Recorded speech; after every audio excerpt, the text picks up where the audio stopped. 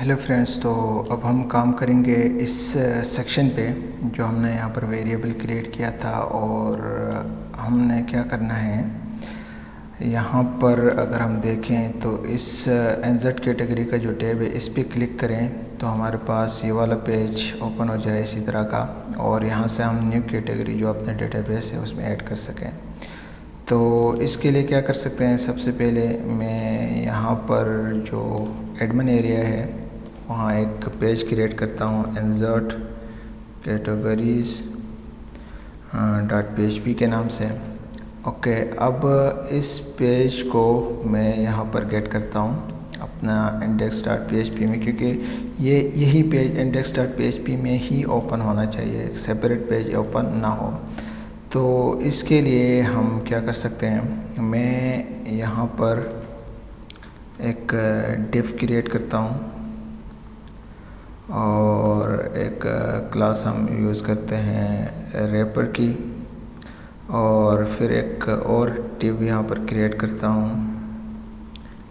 और इसके लिए मैं यहाँ पर क्या करता हूँ, एक कंटेनर बनाता हूँ। ओके, और इस कंटेनर में हमारे पास क्या हो, हम कहते हैं हम यहाँ पर PHP का टैग यूज़ करेंगे कोड, और PHP के कोड को यूज़ करते हुए हम कहते हैं कि इफ़ इज सेट, और हमारे URL में अगर क्या हो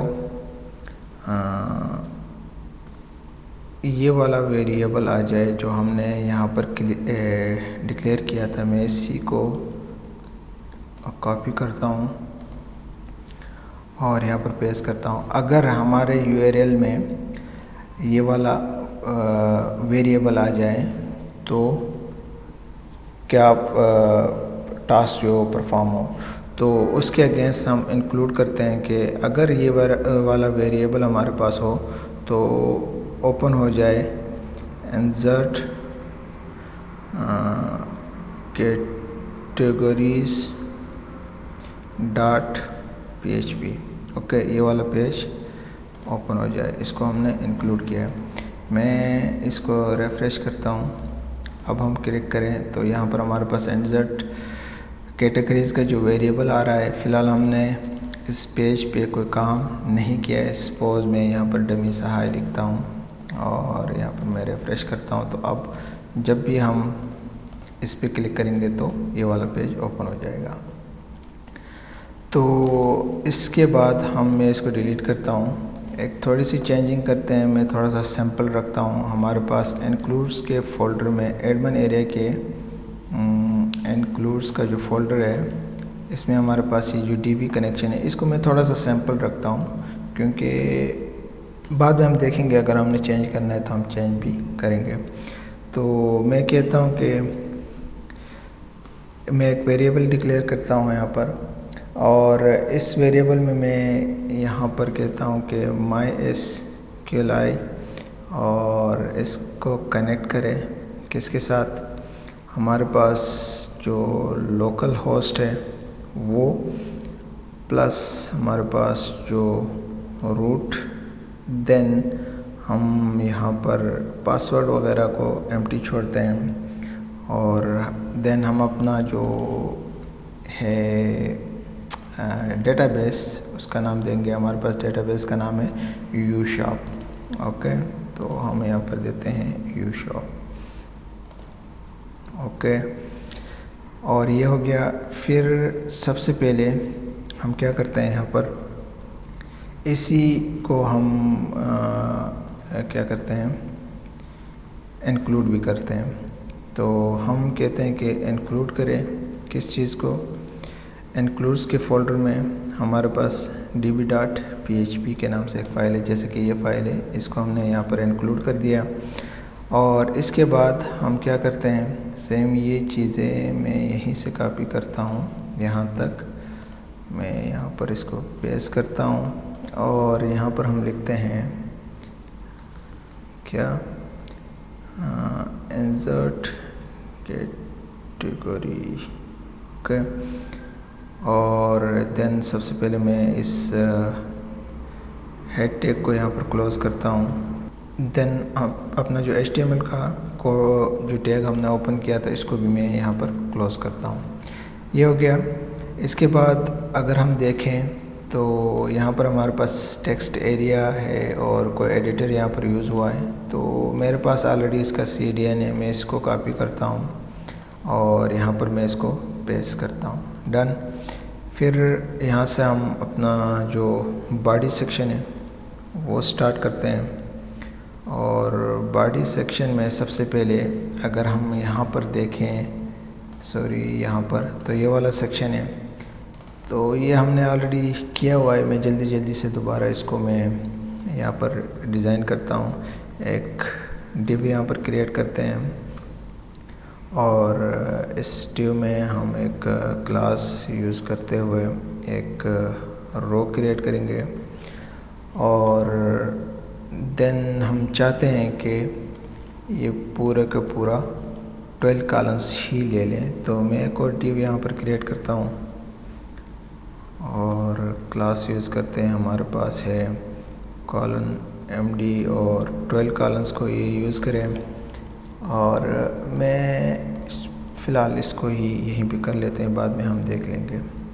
ऑलरेडी हमने एक क्लास यूज़ की थी इसके लिए, उसका नाम था breadcrumb।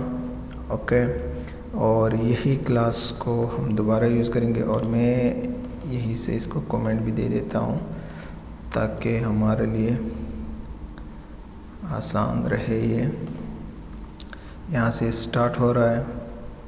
ओके, और ये यहाँ पर हमारे पास breadcrumb row स्टार्ट और यहीं पे ये एंड हो रहा है। ओके, अब इसमें हम क्या करेंगे, हम सबसे पहले एक li टैग को यूज़ करेंगे और इस li टैग में हमने एक क्लास यूज़ करना है और हम कहते हैं कि ये हमेशा एक्टिव रहे। और देन अगर हम देखें तो हमारे पास यहाँ पर इमेज है, तो इमेज के लिए आई टैग को हम यूज़ करेंगे और इसके लिए हमारे पास क्लास होगी fa डैशबोर्ड और ओके। देन हम यहाँ पर लिखते हैं डैशबोर्ड और साथ में इंसर्ट कैटेगरी। Okay, done. इसको मैं सेव करता हूँ।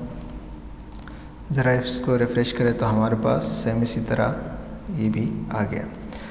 देन इसके बाद हम क्या कर सकते हैं, हमारे पास है ये वाला सेक्शन और हेडिंग है, तो इसके लिए हम इसके बाद आते हैं इस breadcrumb जहाँ पर हमारे पास एंड हो रहा था, एक और डिव यहाँ पर क्रिएट करते हैं और इसमें हम क्लास यूज़ करते हुए एक और रो क्रिएट करेंगे। और इस रो में हम सबसे पहले एक डिव क्रिएट करते हैं और क्लास हम यूज़ करते हुए हम कहते हैं कि कॉलन MD3। ये हमने क्यों किया, हम चाहते हैं कि यहाँ पर कुछ स्पेस हो, यहाँ पर भी कुछ स्पेस हो। तो फर्स्ट एरिया के लिए ये हो गया, फिर सेकंड के लिए भी हम कहते हैं कि ये यहाँ पर इसके लिए भी ये स्पेस एम्प्टी रहे। ओके, तो हमारे पास नीचे कितने वो रह गए, 6 कॉलम्स हमारे पास रह गए। ओके, तो इसके लिए एक डिव क्रिएट करते हैं और इस डिव में हम क्लास यूज़ करते हैं और हम कहते हैं कि कॉलन MD और 6 कॉलन को अभी यूज़ करें, रिमेनिंग जो 6 कॉलन थे। और इस 6 कॉलन में हमारे पास क्या है, सबसे पहले एक डिव क्रिएट करेंगे। हमारे पास क्लास है और ये बूटस्ट्रैप की क्लास है। हम चाहते हैं कि कोई पैनल सा बने। ओके, और पैनल हेडिंग की जो क्लास है उसको हम यूज़ करेंगे। और इसमें अगर हम एक और डिव क्रिएट करें और डिव और उसमें हम क्लास यूज़ करते हैं। सबसे पहले हमारे पास क्या है, हेडिंग है। हेडिंग में हमारे पास पैनल के लिए कोई ना कोई टाइटल होना चाहिए, तो टाइटल की हम क्लास यहाँ यूज़ करते हैं। और एक्चुअली अगर हम यहाँ पर डिव नहीं क्रिएट करें, बल्कि हमारे पास एक क्या है, हेडिंग है, तो H3 का टैग यूज़ करते हैं और इसके लिए हम हेडिंग दे देते हैं। हमारे पास हेडिंग क्या है, ये वाली NZ कैटेगरी, बट इससे पहले हमारे पास इमेज है, तो आई टैग को यूज़ करते हैं और इस आई टैग में हम क्लास यूज़ करेंगे, क्योंकि हमारे पास इमेज है। तो इमेज के लिए FA मनी और FAW ये क्लास हम यूज़ करते हैं। और साथ में हम यहाँ पर जो भी हमारे पास हेडिंग है NZ कैटेगरी, मैं इसको कॉपी करता हूँ और यहाँ पर पेस्ट करते हैं। ओके, अब मैं इसको ज़रा रिफ़्रेश करूँ तो हमारे पास हेडिंग हमारे पास आ गई। फिर हमारे पास कुछ वो है, लेबल है, फिर टेक्स्ट एरिया है और सॉरी टेक्स्ट एरिया और टेक्स्ट बॉक्स है। तो इसके लिए हम देखते हैं क्या कर सकते हैं। तो इसके लिए हम कर सकते हैं, यहाँ पर हमारे पास ये वाला जो डिव क्लोज हुआ था इसके बाद आते हैं। ओके, और हेडिंग का डिव यस इसके बाद आएंगे और यहाँ पर हम एक डिव क्रिएट करते हैं और इस डिव में हम यहाँ से अब क्या कर सकते हैं, पैनल की जो बॉडी है वो स्टार्ट करेंगे। ओके, पैनल की बॉडी हम यहाँ से स्टार्ट करते हैं और पैनल बॉडी में हम क्या कर सकते हैं, हमारे पास डेफिनेटली ये एज ए फॉर्म यूज़ होगी, तो यहाँ पर फॉर्म हम बनाते हैं, फॉर्म टैग को यूज़ करते हैं। एक्शन हम देते हैं, एक्शन कुछ भी इसको नहीं देते हैं फ़िलहाल, और मेथड हम दे देते हैं पोस्ट, और इंक टाइप हम दे देते हैं मल्टी पार्ट और फॉर्म डेटा। ओके, देन इस फॉर्म में हम क्या क्या कर सकते हैं। अब हमने इस फॉर्म में सबसे पहले क्या करना है, हम एक डिव क्रिएट करेंगे, क्योंकि लेबल है, फिर हमारे पास टेक्स्ट एरिया है, टेक्स्ट बॉक्स है, इन सब के लिए हम काम करेंगे। तो क्लास यूज़ करेंगे, क्लास हमारे पास है फॉर्म ग्रुप। ओके, और इस क्लास में हमारे पास क्या है, लेबल है। सबसे पहले हम लेबल पे काम करते हैं। देखा जाए तो यहाँ पर हमारे पास ये लेबल है, इस पे काम कर रहे हैं। तो लेबल के लिए हमारे पास क्लास है, कौन सी क्लास हम यूज़ कर सकते हैं। सबसे पहले हम कहते हैं कि ये जो लेबल है ये 4 कॉलम्स को यूज़ करें, और साथ में हम कहते हैं कंट्रोल लेबल की जो क्लास है वो यूज़ हो। और फिर हम थोड़ा सा बोल्ड में लिखते हैं इसको कि क्या है हमारे पास पहला लेबल, कैटेगरी टाइटल में इसी को कॉपी करता हूँ, यहाँ पर इसको पेस्ट करते हैं और रिफ़्रेश करें तो हमारे पास ये तो आ गया, लेकिन ये कहीं बाहर ही जा रहा है और जो हम नहीं चाहते हैं। ओके, तो क्या हो सकता है, इसका रीज़न ये है कि यहाँ पर हमारे पास जो 6 कॉलम्स का डिव था ये हमने यहाँ पर क्लोज़ किया है, जो कि नहीं होना चाहिए, और ये यहाँ पर क्लोज़ होगा। ओके, और अब हम इसको सेव करके रिफ़्रेश करें तो हमारे पास कैटेगरी टाइटल यहाँ पर आ गया। इसी तरह देन हमारे पास क्या है, एक टेक्स्ट बॉक्स है। तो टेक्स्ट बॉक्स के लिए हम क्या कर सकते हैं, इनपुट टैग को यूज़ करेंगे और सबसे पहले हम इसके लिए टाइप दे देते हैं। टाइप हमारे पास डेफिनेटली टेक्स्ट है, और नेम हम दे देते हैं, कुछ भी आप नाम दे सकते हैं, बट याद रखिएगा ये नाम आगे हम PHP में भी यूज़ करेंगे। तो मैं सिंपल रखता हूँ, कैट टाइटल के नाम से मैं इसका नाम रख देता हूँ, और क्लास हम दे देते हैं, हमारे पास क्लास है फॉर्म कंट्रोल, और रिक्वायर्ड में फ़िलहाल हम इसको कुछ भी नहीं देते हैं, डन। और अब अगर हम रिफ़्रेश करें तो यहाँ पर हमारे पास टेक्स्ट बॉक्स भी आ गया। देन हमारे पास क्या है, ये लेबल है और ये टेक्स्ट एरिया है।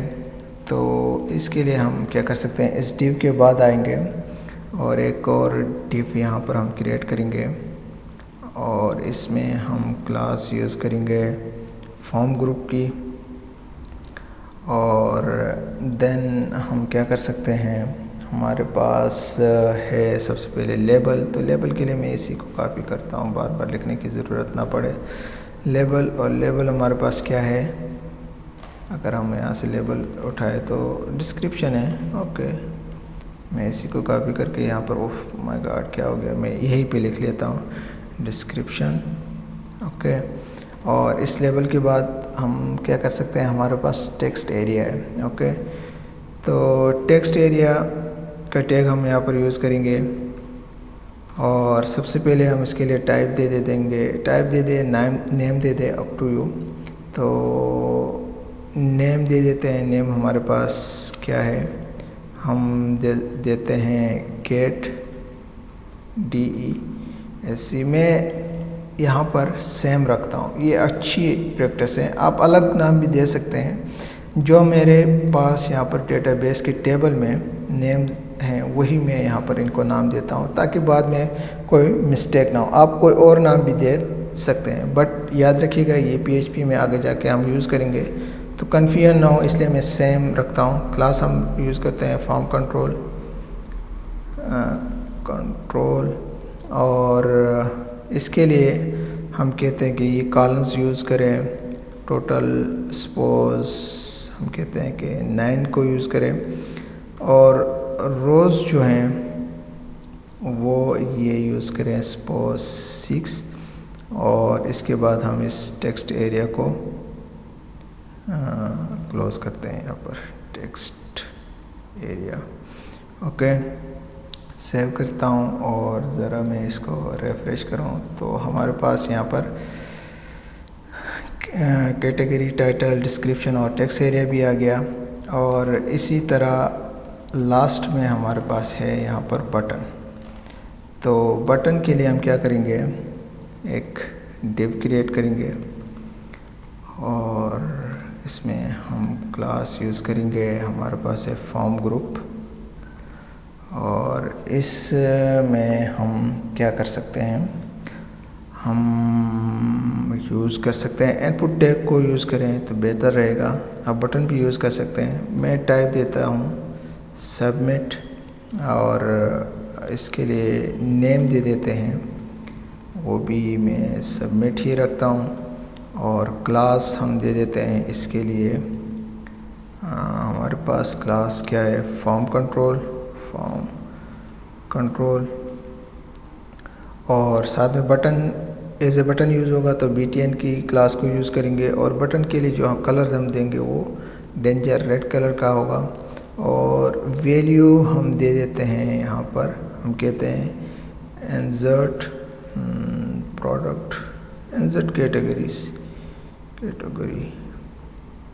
ओके, और देन हम क्या करते हैं, इसको यहाँ पर क्लोज़ कर लेते हैं। और अगर मैं रिफ़्रेश करूँ यहाँ पर तो यहाँ पर हमारे पास बटन भी आ गई। ओके, देन इसके बाद क्या है, अब हमने करना है इसको PHP में, इसके लिए PHP में कोड लिखना है। और इसी फॉर्म को यूज़ करके हमने क्या करना है, डेटाबेस में हमने डेटा को इंसर्ट कराना है।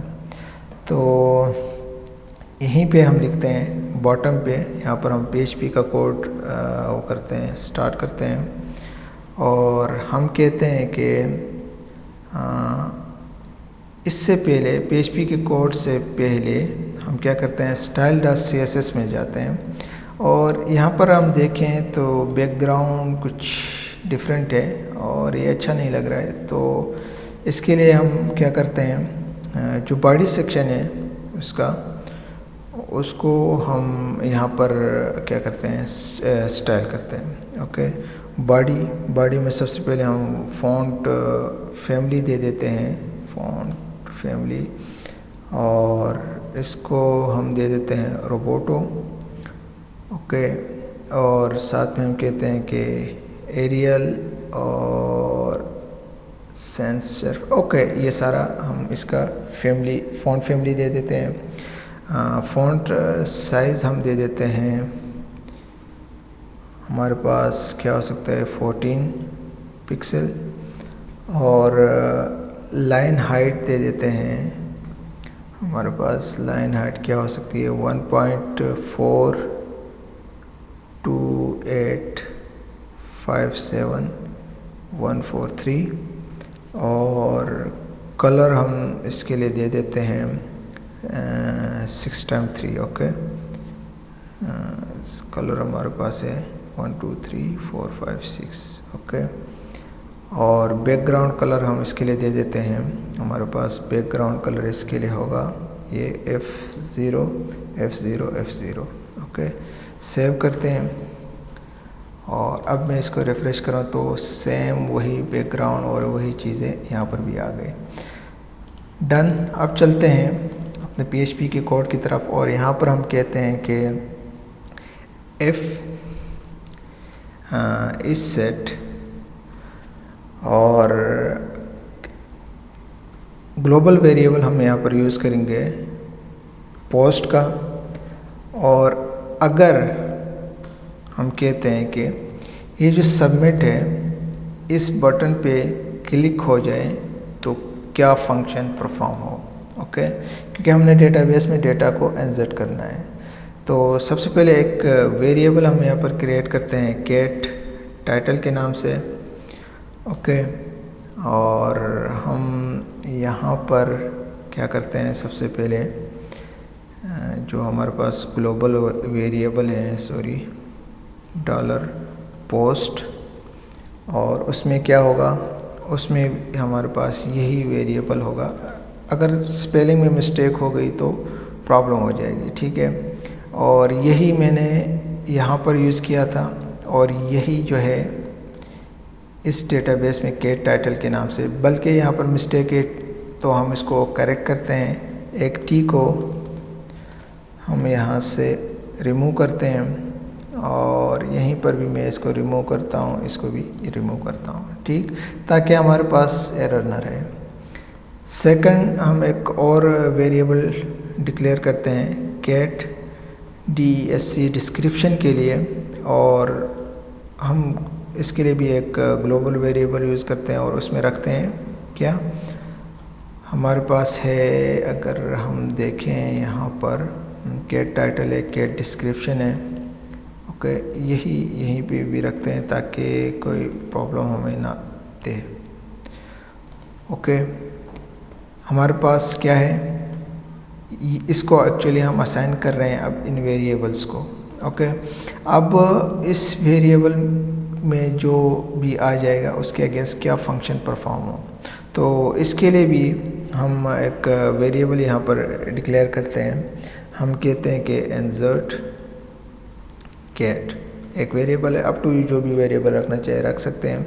फिर हम यहाँ पर यूज़ करते हैं क्वेरी को, इंसर्ट इनटू, कहाँ पे, हमारे पास टेबल का नाम है कैटेगरीज, तो हम कहते हैं कि कैटेगरीज, और देन हमारे पास क्या होगा, जो भी हमारे पास फील्ड के नाम है, हमारे पास है गेट टाइटल, गेट डिस्क्रिप्शन। हम गेट आईडी को इंसर्ट नहीं करते क्योंकि ये एक प्राइमरी की है और ऑटोमेटिकली ये एंटर होगी और यूनिक रहेगी।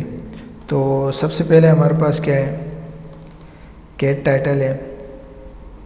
ओके, सेकंड हमारे पास क्या है, गेट डिस्क्रिप्शन है। डन। और फिर हम कहते हैं कि वैल्यूज़ क्या होंगी, उसमें वैल्यूज़ जो भी होंगी इसमें, वैल्यूज़ के लिए हम क्या कर सकते हैं, ये वाला होगा। वैल्यूज़ हमारे पास जो भी यहाँ पर होंगे, तो सेम रखा हुआ है तो मैं भी यहाँ पर मैं वही रखता हूँ, यही वैल्यूज़ होंगी जो एक्चुअली ये क्या है, इसको हमने असाइन किया था इस वेरिएबल को, और अब यहाँ पर इसके अगेंस्ट इसकी वैल्यू जो भी ये वेरिएबल होगा वो यहाँ पे आएगा। मैंने सेम रखा है, again I am repeating. Okay, then हमारे पास सेकंड है डिस्क्रिप्शन। दोनों वैल्यूज़ को हमने वो कर लिया, ऐड कर लिया, एंटर करते हैं। और एक और वेरिएबल हम यहाँ पर देते हैं, कोई भी आप नाम रख सकते हैं, रन केट। और क्योंकि अब हमने क्या करना है, यहाँ पर डेटाबेस के साथ जो कनेक्शन है उसको वेरीफाई करना है। तो MySQLi, और इसके लिए हम कहते हैं MySQLi क्यूरी। और सबसे पहले हमारे पास इस DB में एक वेरिएबल था, ये वाला $con के नाम से, कनेक्शन के लिए हमने किया था। तो इसको हम यहाँ पर लिखते हैं, और इसमें क्या रन हो डेटाबेस में, हमने यहाँ पर ये जो वेरिएबल डिक्लेयर किया है ये वाला। इस वेरिएबल में एक्चुअली है क्या, इस वेरिएबल में हमारे पास ये क्यूरी है, और ये हमारे पास डेटाबेस की क्या है, फील्ड के नाम है, और ये वेरिएबल्स है जो हमने यहाँ पर डिक्लेयर किया। और इसमें क्या है, इसमें हमारे पास जो भी यहाँ पर इस टेक्स्ट बॉक्स और टेक्स्ट एरिया में हमारे पास जो नेम्स थे वो है, ठीक है। उस इसमें जो भी होगा वो इसको असाइन होगा, और ये यहाँ पर इसके अगेंस्ट इस डेटाबेस के कॉलम्स में सेव हो जाएंगे, स्टोर हो जाएंगे। डन। देन हम यहाँ पर एक वो भी लिख सकते हैं कि इफ़ कंडीशन को भी यूज़ कर सकते हैं। अगर हम कहते हैं कि हमारे पास ये जो वेरिएबल है हमने डिक्लेयर किया है, ओके, ये क्या हो, अगर हमारे पास रन केट का जो वेरिएबल है वो हो तो क्या करें, तो इको करें। हम एक मैसेज भी डिस्प्ले करना चाहते हैं कन्फर्मेशन का, कि हमें पता चले कि हो क्या रहा है। ओके, हम एक स्क्रिप्ट को भी यूज़ कर सकते हैं, आप सिंपली मैसेज को भी यहाँ पर प्रिंट करा सकते हैं, अप टू यू। ओके, तो स्क्रिप्ट में हमारे पास क्या होगा, हम अलर्ट करते हैं, और हमारे पास है क्या, मैसेज जो भी आपने डिस्प्ले कराना है वो आप करा सकते हैं। मैं कहता हूँ कि कैटेगरी इंसर्टेड सक्सेसफुली, स्मॉल में आप लिख सकते हैं सक्सेसफुली। ओके, और इसको सेव करते हैं, यहाँ पर सेमीकोलन भी होगा। अब मैं इसको ज़रा रिफ़्रेश करूँ, कहाँ पे है, इस एरिया को रिफ़्रेश करूँ तो हमारे पास एरर है कहाँ पे, 58 लाइन में हमने कोई यहाँ पर मिस्टेक की है। तो यहाँ पर ये अनएक्सपेक्ट ये नहीं होना चाहिए, इक्वल टू नहीं होता है यहाँ पे। ओके, अब मैं अगर रिफ़्रेश करूँ तो इट्स ओके। मैं कोई भी एक डमी सा एंटर करता हूँ, कैटेगरी सपोज इलेक्ट्रॉनिक्स,